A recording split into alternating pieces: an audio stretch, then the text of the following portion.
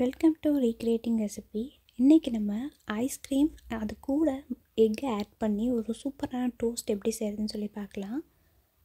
இப்போ ஒரு பவுலில் 3 ஸ்கூப் வெண்ணிலா ஐஸ்கிரீம் எடுத்துக்கலாம். வெண்ணிலா ஐஸ்கிரீம் இல்லைன்னா சாக்லேட், மேங்கோ என்ன ஃப்ளேவர் வேணாலும் நம்ம ஆட் பண்ணிக்கலாம். பட் 3 ஸ்கூப் ஐஸ்கிரீம் ஆட் பண்ணதுக்கப்புறம் இது எல்லாத்தையும் நல்லா மிக்ஸ் பண்ணிக்கலாம். மிக்ஸ் பண்ணி இந்த மாதிரி ஸ்டேஜ் வந்ததுக்கப்புறமா 1/4 டீஸ்பூன் ஏலக்காய் பொடி ஆட் பண்ணிக்கலாம். அப்புறம் 1/4 டீஸ்பூன் சால்ட் ஆட் பண்ணிக்கலாம். இது கூட 2 முட்டையை உடைச்சி ஆட் பண்ணி நல்லா பீட் பண்ணிக்கணும். இந்த ரெசிபிக்கு வெண்ணிலா ஃப்ளேவர் ஐஸ்கிரீம் வந்து ரொம்ப டேஸ்ட்டாக இருக்கும். ஸோ அதையே நீங்கள் ட்ரை பண்ணி பாருங்கள். அதே மாதிரி ஏலக்காய் பொடி இல்லை அப்படின்னா பட்டை பொடி கூட ஆட் பண்ணிக்கலாம். அப்போ தான் அந்த முட்டையோட ஸ்மெல் வந்து வராமல் இருக்கும். அதுக்காக தான் ஏலக்காய் இல்லைன்னா பட்டையோட பவுடர் வந்து நம்ம ஆட் பண்ணுறோம்.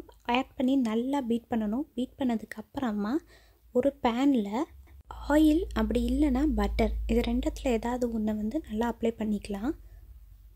எல்லா இடத்துலையும் அப்ளை பண்ணதுக்கப்புறமா ஒரு பிரெட் ஸ்லைஸை எடுத்து நம்ம ஆல்ரெடி பீட் பண்ணி வச்சுருக்கோம் இல்லையா ஐஸ்கிரீம் அண்ட் எக், அதில் நல்லா பெரட்டி எடுத்து இந்த பேனில் நம்ம அப்படியே டைரெக்டாக போட்டுடலாம்.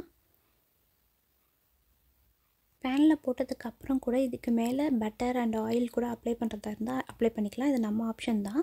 இப்போ 5 நிமிஷத்துக்கு அப்புறம் இந்த ப்ரெட்டை நம்ம திருப்பி போட்டு பார்க்கலாம். பாருங்கள், இந்த ப்ரெட்டு வந்து எவ்வளோ சாஃப்டாக இருக்குன்னு சொல்லிட்டு நான் ப்ரெஸ் பண்ணி காமிக்கிறேன். இது ரொம்ப சாஃப்டாக இருக்கும். இந்த ஐஸ்கிரீம் வந்து முட்டையோடு சேர்த்து செய்கிறப்போ இது கண்டிப்பாக கிட்ஸுக்கு ரொம்ப ஃபேவரட்டாக இருக்கும். இதுக்கு மேலே மேப்பிள் சிரப் அப்படி இல்லைனா ஹனி, அப்படியும் இல்லைனா சாக்லேட் சிரப், இந்த 3த்தில் ஏதாவது ஒன்று இதுக்கு மேலே ஊற்றி சாப்பிட்டோம்னா ரொம்ப டேஸ்ட்டாக இருக்கும்.